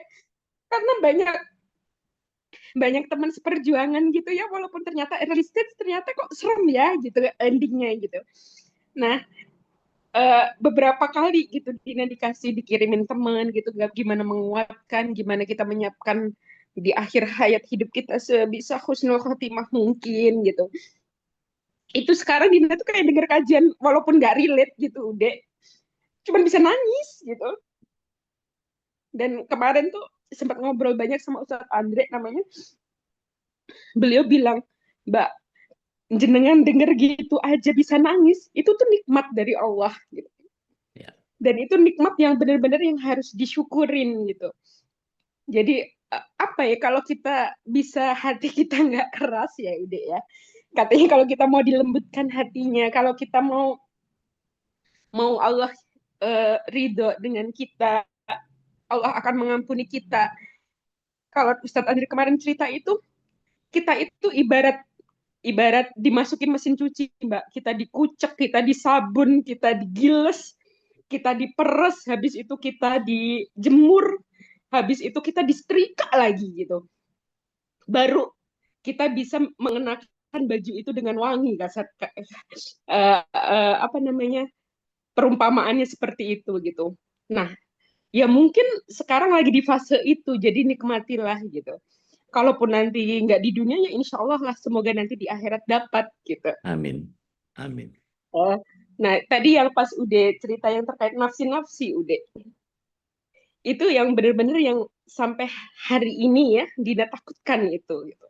Ya mungkin pas saat hidup Dina masih ditolong dengan kebaikan-kebaikan orang tua Dina, almarhum suami Dina, anak-anak Dina gitu, jariah-jariah yang mereka wariskan gitu. pas saat nanti yaumul hisab gitu, apa kabar ya gitu. Sedangkan saat ini pun Dina mau membawa diri Dina untuk bisa bermanfaat ke banyak hal aja, badan tuh kayaknya minim sekali gitu. Masih harus berjuang 3 kali lagi gitu.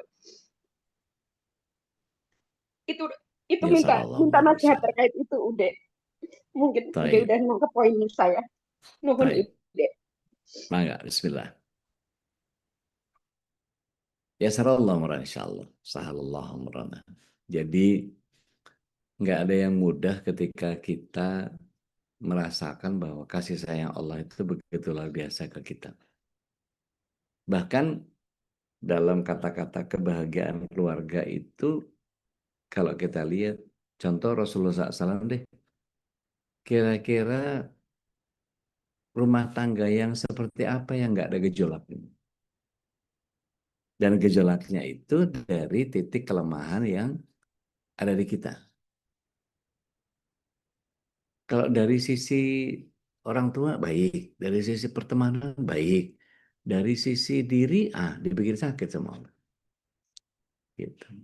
Tapi ada orang yang sehat-sehat saja gitu, tapi keluarganya berantakan. Gitu. Jadi setiap kita tuh punya ujiannya sendiri-sendiri. Ada yang sedang diuji sama suaminya, ada yang diuji sama anaknya, ada yang diuji sama tetangganya, ada yang diuji sama mertuanya, ada yang diuji sama orang tuanya, semua kita punya ujian.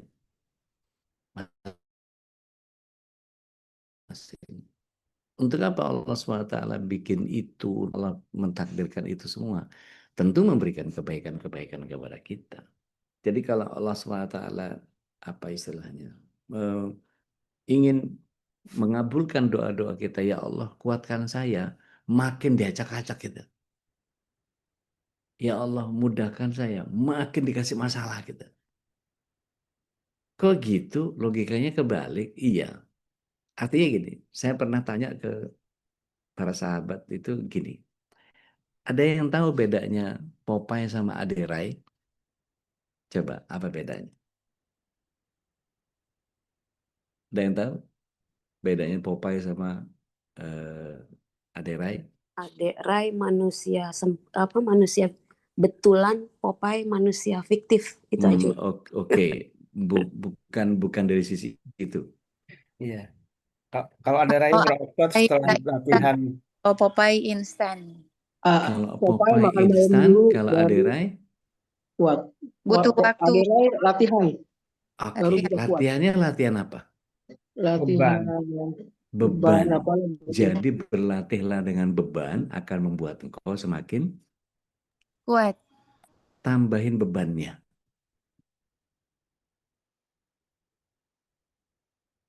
Kalau Popeye makan bayam sekali, gluk gluk gluk gluk gluk, datangin Olive, Brutus tampol, Olive-nya ikut dia. Langsung kuat.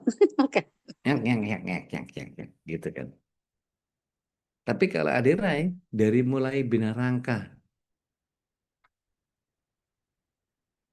porosnya dulu, tambahin barbelnya 5 kilo, tambahin 10 kilo, tambahin 20, tambahin 50. Sekarang deadlift-nya udah 300-an. Kok bisa gitu badannya sampai jadi algojonya Indosiar waktu itu? Kok bisa kayak begitu? Iya, karena dia berlatih dengan beban. Tambahin bebannya setiap hari, tambahin bebannya setiap hari, tambahin bebannya setiap hari. Pola makan diatur, pola tidur diatur, stretchingnya diatur, cooling down-nya diatur, semua diatur. Maka ketika kita tahu bahwa ada bagian di mana Allah SWT sedang memberikan kepada kita permasalahan-permasalahan yang tadi kita minta. Kita nggak minta masalah kok, Dek. Justru ketika kita minta, ya Allah, hindar aku dari atau kuatkan aku dari menghadapi masalah-masalahmu ini. Makin dikasih masalah semua. Kenapa? Allah kepengen kita lebih kuat. Exercise-nya tambahin. Repetition-nya tambahin. Set-nya tambahin. Bebannya tambahin. Jadi sampai kapan? Sampai kita betul-betul kuat, kokoh, gitu. Maka selesai sudah isi kita. Jadi yang namanya sakit itu kesembuhannya ada dua. Sakit itu kesembuhan ada dua. Yang satu kembali sembuh seperti sedia kala, hilang. Misalnya hasil kemo kemudian menyatakan bahwa Mbak Dina bebas dari kanker. Seperti banyak kasus yang kemudian banyak berhasil diangkat sel kankernya dan kemudian mati atau tidak berkembang lagi dan berhasil dibersihkan dari tubuh kita, dinyatakan nol dari sel kanker. Alhamdulillah. Tapi kan ada juga skenario tentang ada yang sampai nggak ketolong dan wafat dalam penyakit kankernya. Kira-kira mana yang lebih mulia? Nah, saya kepengen cerita tentang Kisra di Persia. Jadi Kisra di Persia itu ada seorang Kisra yang zalim. Jadi istilah Kisra itu istilah raja. Kalau di Romawi namanya Kaisar, gitu. Kalau di Islam namanya Malik. Kalau di kerajaan Jawa namanya Kesultanan, gitu. Kalau di Persia itu Kisra. Kisra itu zalim, dia dibenci sama masyarakatnya. Satu kali dia sakit, dipanggil tabib seluruh negeri yang nggak bisa nyembuhin, penggal. Dan itu udah banyak korbannya. Sampai kemudian datang seorang alim mukmin yang kemudian melakukan pengobatannya. Si tabib ini mengatakan bahwa dia bisa sembuh dengan ikan, saya lupa nama ikannya apa, ikan tertentu. Terus kemudian ikan ini musiman. Di musim itu nggak ada, harusnya. Gitu. Artinya nggak ada. Gitu. Dan ketika kita tahu bahwa kondisinya memang Allah takdirkan begitu, apa yang terjadi? Ternyata Allah limpahkan itu ikannya. Maka diolah oleh alam mukmin ini, kemudian dijadikan obat, kemudian diberikan kepada si Kisra yang zalim ini.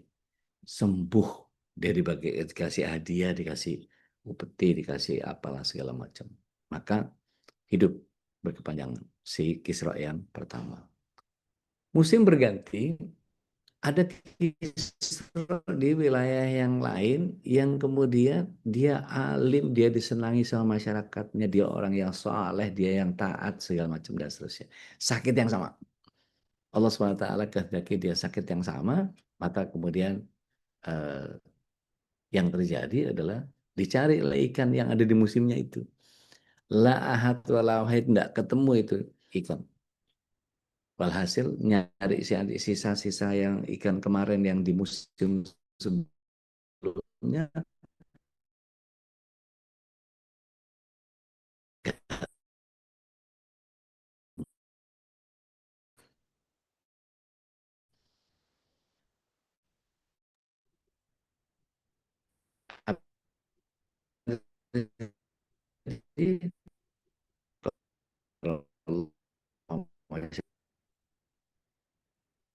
maka para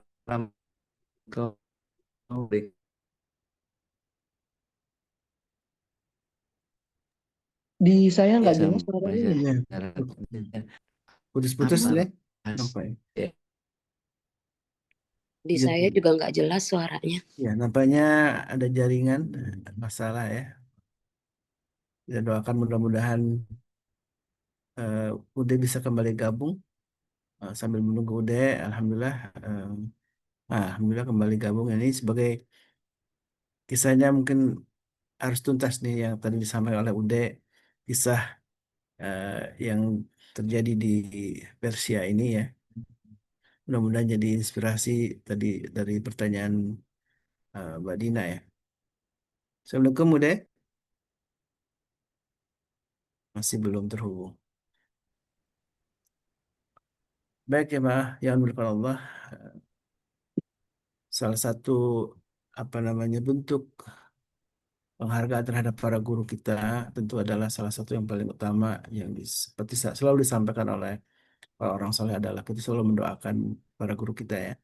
Mudah-mudahan Allah Subhanahu wa taala senantiasa Allah sehatkan, Allah jaga, Allah berkahi kehidupannya. Itulah salah satu bakti dari seorang murid terhadap gurunya itu adalah tidak lupa untuk mendoakan para gurunya. Udah kembali terhubung. Tadi sempat terputus Iya, Bisa sinyalnya jadi hilang. Ustaz. sinnya. Jadi lanjut nih udah tentang tadi Baik. yang satunya ternyata la ada wala wahid gitu kan. Tidak ada ikan untuk bisa jadi obat bagi sang eh, apa orang soleh tadi ya. Ya.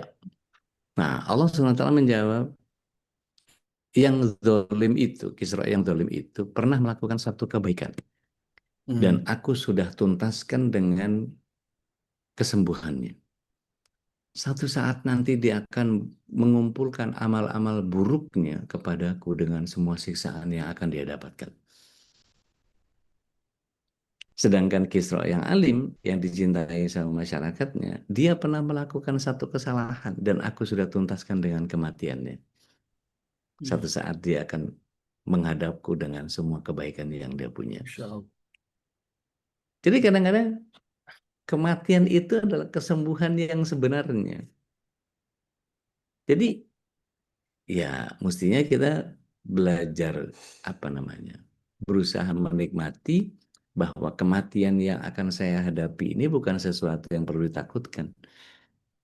Jadi menyambut kematian itu seperti sebagaimana Bilal. Bilal itu yakin betul dengan amalan dia yang luar biasa. Yang sampai akhirnya ketika sakaratul maut, dia berdendang. Satu-satunya sahabat yang berdendang pada saat sakaratul maut. Yang bunyi dendangannya kurang lebih kalau diterjemahkan ke bahasa kita, sebentar lagi aku akan bertemu dia. Jadi disambut dengan kegembiraan, disambut dengan karena dia pasti bertemu dengan Rasulullah SAW, dia akan bertemu dengan Allah Tabaraka wa Ta'ala, dan melewati gerbang kematian itu adalah sebuah keharusan yang kalau orang kepengen masuk surga.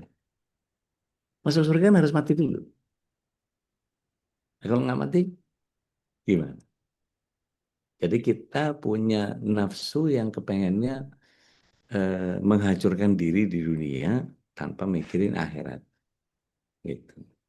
Tapi kalau kemudian kita tahu kesejatian hidup ini, ya mau nyari apa sih hidup ini kan? Kalau orang udah yang udah selesai dengan hidupnya, dia nggak mau neko-neko, nggak mau macem-macem, dia tahu kesejatian gitu. Pernah nggak lihat ada orang yang sangat kaya, berduit berlebih, tapi kendaraan nggak punya, rumah ngontrak. Padahal duitnya banyak. Kenapa? Dia nggak mau pusing ngurus mobil, mesti bayar pajaknya, mesti beli beli oli buat ngurus ini, mesti ngantri bensin, mesti pakai aja angkutan umum. Mau agak lebih nyaman, pakai taksi, gitu. Malah disupirin kemana-mana, supirnya banyak banget, gonta-ganti, gitu. Dan bagian yang kemudian kalau saya misalnya rumah yang saya tinggali sudah nggak nyaman, tinggal ngontrak lagi. Jadi nggak ada yang dipikirin jadi wah ini harus punya rumah, harus apa, maintenance-nya berapa, PBB-nya berapa, apa segala macam dan seterusnya. Jadi kalau hitungan liability sama aset, mendingan asetnya di pikiran, mendingan asetnya dalam bentuk emas atau bentuknya ya macam-macam. Gitu. Jadi membuat kita jadi bertahan dengan kondisi di mana ya nggak punya rumah nggak apa-apa, nggak punya mobil nggak apa-apa. Tapi tetap bisa kemana-mana, tetap ada di mana-mana, gitu. Sehingga kata Umar bin Khattab radhiyallahu anhu, kepemilikan kita terhadap dunia itu letakkan di tangan, jangan di hati. Sehingga mudah bagi kita melepasnya. Abu Bakar As-Siddiq radhiyallahu anhu pernah bertamu kepada Rasulullah SAW di musim dingin. Maka ketika disuruh masuk gak dikunci, begitu masuk, Abu Bakar ngelihat Rasulullah SAW sama Ibunda Aisyah itu rebutan selimut. Apa yang terjadi? Apakah kemudian ditinggal sama Abu Bakar As-Siddiq radhiyallahu anhu? Enggak, gabung selimut yang cuma cukup berdua dipakai bertiga. Geseran dikit. Kalian jangan cuma ngurusin saya pas lagi berantem aja, pas lagi senang-senang, saya juga ikut dong. Gitu. Masya Allah. Itu kan, wow, luar biasa kan gitu. Iya. Insya Allah. Nah, kalau kita lihat bahwa betapa yang paling garang, bini paling garang itu Aisyah. Yang suka ngambek itu Aisyah. Tapi artinya keluarga yang sakinah mawaddah warahmah itu bukan tanpa ujian.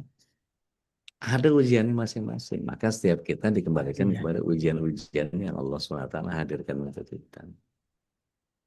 Nah, kalau ditanya sama apa namanya Tedian, berarti jangan minta sabar dan ikhlas sama Allah.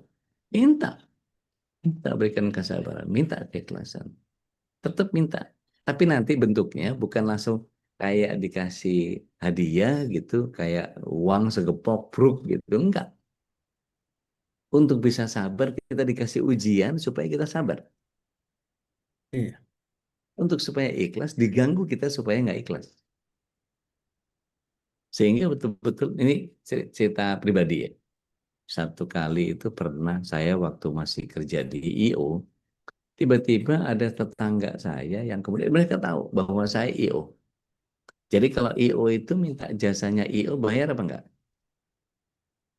Bayar. Bayar. Satu kali ada seorang yang mau pindahan rumah. Pak Rudi, saya minta tolong nih, cariin anak yatim, cariin ustadz, saya mau ngadain selamatan, syukuran di rumah, tolong cariin saya tenda sama kursi sama sound system. Siap, berarti organizing di saya dong. Kontak sana, kontak sini, atur sana, atur sini, pada hari H exactly clear gitu ya. Karena saya udah biasa ngurus event. Datang anak yatim, datang makanan, datang sound system, datang tenda, semua everything goes well. Apa yang terjadi begitu selesai? Begitu selesai, saya pamit. Saya bawa istri ketika itu. Saya pamit. Pak, izin, tugas saya sudah selesai. Jadi saya mau pamit ya. Itu amplopnya yatim, amplopnya ustadz, amplopnya tenda, amplopnya catering, amplopnya sound system, udah kepegang semua. Oh, siap. Makasih banyak, Pak Rudi. Bagi-bagi tuh. Yang buat ustadz, yang buat anak yatim, buat sound system, buat tenda, buat catering. Khalas. Pikiran saya yang tidak ikhlas ketika itu, bagian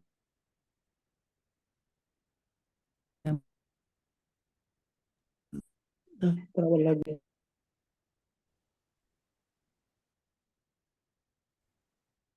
Insya Allah. Nampaknya masih ada gangguan ya. Mohon bersabar, mohon bersabar. Karena innallaha ma'as sabirin, sebenarnya Allah bersama orang yang sabar. Ya, mudah-mudahan ini yang ya. bagian. Nah, Maka apa yang terus beli? Pamit. Putus ya? tadi udah. Udah Putus lanjut, udah. lagi ya? Bisa, Sad. Tadi tinggal mana bagian Putus saya amplop yang lagi terakhir itu yang agak sinyalku. keputusan. Iya. Jadi saya kuntit beliau, saya ikuti beliau kemanapun dia pergi. Saya berharap bahwa dia masuk kamar, dia ngambil amplop buat saya. Apa yang terjadi? Dia merasa risih karena diikutin sama saya. Dia balik badan, dia ngeliat saya dengan pandangan aneh. Dia katanya mau pamit pada dia. Oh, iya, iya, iya. Izin, Pak. Saya makasih banyak ya. Ini semua udah beres semua. Maksudnya kode. Ini udah beres semua gitu ya. Oh iya, makasih banyak ya Pak Dodi ya. Maaf saya nggak bisa ngasih apa-apa. Waduh, itu di situ langsung drop mental saya. Kenapa drop mental saya? Karena saya berharap ketidakikhlasan itu muncul. Seketika itu, wah udah merah, biru, hijau, kuning, muka saya udah kayak pelangi 7 rupa tuh. Saya langsung, astagfirullahaladzim, ngapain saya ini? Kok begini gitu? Ini saya harus berusaha keikhlasan saya. Kemudian saya udah pamit pulang, nggak sempat salaman sama para tetua di situ, padahal saya mantan ketua forum Muslim di komplek itu, gitu. Hilang muka saya. Ambil motor langsung kabur. Istri saya dari belakang rumah, jadi rumah itu di Istri saya di sini karena ibu-ibu semua di situ, bapak-bapaknya sebelah sini. Pakai motor, saya muter, kemudian keluar ke gerbang. Diteriakin sama istri, Mas, ngerem saya, astagfirullahaladzim, sampai bini nggak kebawa. Balik, masa aku mau ditinggal? Iya, ya maaf, maaf, maaf, maaf. Nanti ceritain rumah. Sampai rumah saya ceritain, nangis saya. Ternyata keikhlasan itu begitu. Pak. Yang kedua, tahun 2003 kalau saya nggak keliru. Saya waktu itu masih aktif sama Babe di Arimatea. Disuruh ceramah tentang kristologi. Saya bawa kabel apa namanya VGA, saya bawa kabel roll buat terminal, saya bawa proyektor dan bawa komputer di backpack di belakang. Saya cangklong gitu. Sampailah di tempat kajian, setting sendiri, apalah segala macam, setup semuanya rapi, pakai temboknya mereka, minta colokan, apa sudah clear. Wah, mulai tampung ceramah, dadung, selesai. Begitu selesai, pamit. Begitu selesai, pamit. Ini lucunya terjadi di Ramadan. Jadi saya ngajar mulai dari ba'da asar sampai maghrib break buka puasa dan sholat, gitu ya. Terus kemudian taraweh, nyambung lagi sedikit di tausiah, taraweh ke witir, dari isya ke taraweh. Jadi dua sesi kan, dari ba'da asar sampai maghrib yang cerita yang panjangnya, yang cerita kultumnya ada di ba'da isya. Jadi kebayang nggak saya habis waktu berapa lama itu? Oke, selesai. Salaman CPK, syukran Ustaz, jazakumullahu khair ilmunya. Mudah-mudahan berkah dengan ilmunya.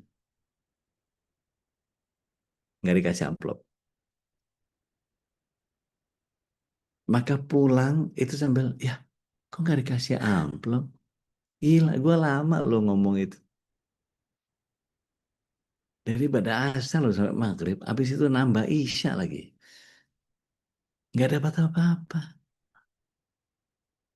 Dan itu betul-betul kayak diledekin sama omongan sendiri. Jadi kayak ada inner voice gitu. Nggak dapat apa-apa. Padahal udah effortnya sebegitu luar biasa. Bawa proyektor sendiri, bawa kabel VGA berapa gulung itu. Nyiapin ini itu apa segala macam. Udah bebusa mulut lu untuk nyampein itu. Nggak dapat ya. Itu kayak sepanjang jalan tuh nye. Dan itu saya nangis. Kenapa saya betul ngerasa bahwa aduh keikhlasan saya sedang diuji sama Allah. Itu sejak saat itu terima kasih ya Allah, saya nggak mau berharap lagi sama manusia. Dan balasannya luar biasa. Satu kali saya pernah diundang, kalau nggak salah Kementerian Keuangan, saya diminta untuk jadi motivator. Diundang sama kawan orang-orang politik. Ini ada slot buat antum nih. Kasih motivasi ini aja, yang seru-seruan aja, game-game kecil aja gitu, ya ice breaking gitu. Siap. Di mana? Di Novotel Bogor. Waduh, dari Bekasi ke Novotel Bogor. Siap. Pakai summer coat, pakai jas, bawa komputer, habis itu berangkat, bilang sama istri, punya duit berapa? 200. Sini, pinjam dulu. Karena bayangannya nanti pulang pasti dapat. Begitu berangkat, karena masih jauh, lama, maka preparation saya kayak naik bis masih bisa nih. Pakai ke Bogor, barang siang. Cuman habis 8.000 berapa gitu saya lupa. Waktu itu 2003. Sampai barang siang, naik ojek ke Novotel. Sabar Kang, 25 Pak. Katanya. Oke siap, 25 ya, sampai tempat. Ya. Di perjalanan qadar Allah masya fa'al, bannya bocor, ban belakang. Kang bocor ya, kumaha? Udah biarin aja Pak, nanti gampang, paling saya ganti ban dalam. Dibablasin sama si masnya itu.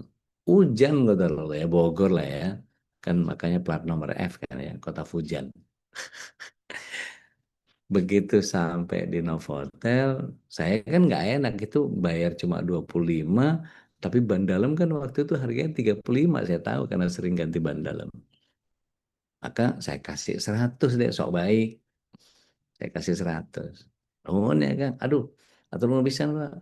Nih lebih katanya. Apa-apa saya bilang. Udah masuk, kira-kira Ba'da Isya bagian saya selesai, terus saya minta pamit pulang karena besok pagi ada kajian subuh di dekat-dekat tempat saya. Pulanglah waktu itu. Bis sudah nggak ada. Adanya taksi. Jadi dengan uang sisa 83.000 itu gitu. Maka pakai taksi. Taksinya taksi yang masih merah putih itu. Presiden ya. Udah nggak ada sekarang. Sampai masuk tol, bayar tol apa segala macam, sampai rumah pas duitnya cuma tinggal 22.000. Karena si panitianya bilang nanti kalau cair Anda transfer ya. Waduh, itu lebih seru lagi. Anda bilang siap, insya Allah nggak ada masalah. Dan Anda udah mulai belajar ikhlas dari situ. 2-3 hari, 4 hari tiba-tiba istri mulai, Mas 200 yang waktu itu pakai ini buat belanja loh itu. Kita lagi ngepres banget ini. Tanya deh ke temennya kapan ditransfer. Saya langsung nih SMS. Waktu itu masih ada SMS ya. Belum ada WA tuh 2003. Ari, kalau ada kalau ada apa namanya? Kalau ada uang pulsa, boleh nih Ahi nambah-nambahin beli pulsa. Kode. Apa yang terjadi dia telepon. Ahi, Afwan, aneh transfer ke antum. Tapi besok-besok kalau aneh kasih gocap, antum jangan marah ya.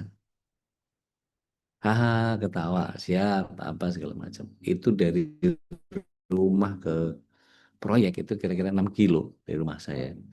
Saya gas motor sampai ke ATM BCA, ketika itu saya ambil, saya mundur. Dapat 3 juta. Banyak banget buat ukuran saya tahun 2003 itu. Sekali manggu dapat 3 juta itu wow. Gitu. Waktu itu wow banget. Dan dari situ kemudian saya menyadari bahwa oh iya, ikhlas itu memang harus gini latihannya. Dan sejak saat itu saya udah nggak pernah mikirin mau dapat mau enggak. Ya Allah maha atur gitu. Gitu.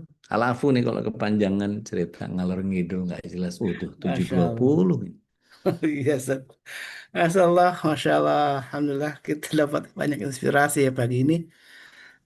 Dan jamaah masih betah mendengarkan. Mudah-mudahan jadi manfaat Ustaz, ilmu. Karena Ya kan Rob. kita Ya Rob. Allahumma inni as'aluka ilman nafi'an. Ilmu yang bermanfaat itu salah satunya ketika kita mendengarkan tentu juga kita menjadikan ini jadi praktek sehari-hari kita ya.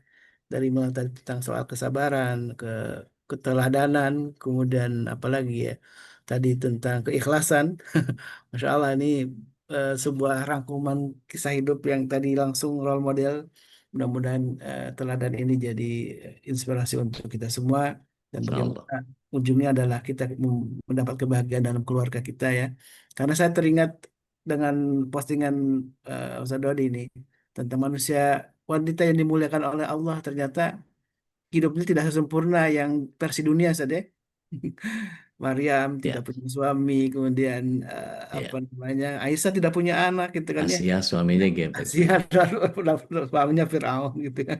Padahal itu disebutkan dalam hadis Nabi itu wanita yang dimuliakan Allah. Fatimah itu juga dalam kemiskinan gitu ya.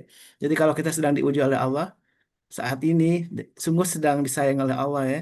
Ada mungkin sedang sakit, sedang ada kesulitan, mungkin anak sedang masalah, suami juga atau pasangan hidup kita juga ada masalah. Yakinilah bahwa ini adalah sebuah ujian dan mohonlah kepada Allah untuk meminta pertolongannya. Baik, Masya Allah, Jazakallah khairan, Ustaz Dodi, Maka yang dalik Insya barakallah. Allah yang kita eh, subuh-subuh tadi apa namanya minta untuk isi kajian karena mendadak juga. Kedua Ustadz Fahmi tidak berhalangan untuk bisa hadir. Jadi alhamdulillah saya nodong Ustadz Dodi juga alhamdulillah beliau berkenan untuk hadir di pagi ini. Mudah-mudahan Allah Subhanahu wa taala jadikan pertemuan ini pertemuan yang Ya Rab. menjadi wasilah untuk meraih ridho Allah Subhanahu wa taala. Ya Rab. Amin. Dan kita tutup dengan doa kafatul majlis subhanakallah. Subhanakallahumma bihamdik. Asyhadu an Nasyhadu la an la ilaha illa anta. Astaghfiruka wa Nastaghfiruka wa atubu natubu ilaik. ilaik. Mohon maaf kalau ada khilapan dari kami. Alafu minkum. Hadana wa iyyakum. Assalamualaikum warahmatullahi wabarakatuh. Waalaikumsalam. Waalaikumsalam warahmatullahi wabarakatuh. Jazakallah khairan katsira. Jazakallah khairan Wa kadzalik katsiran. barakallah. اللهم ارحمنا